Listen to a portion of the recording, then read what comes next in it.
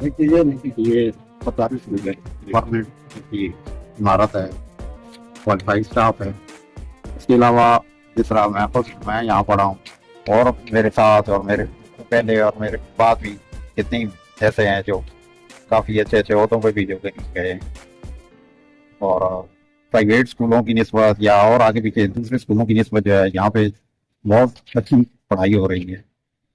और हेड साहब भी जो हैं वो भी बहुत क्वालिफाइड बंदे हैं, और बहुत जो है स्टाफ के साथ भी काम करते हैं, बच्चों के साथ। मेरा तो यही है कि ज़्यादा से ज़्यादा जो है अपने गांव के स्कूल में ही पढ़ा।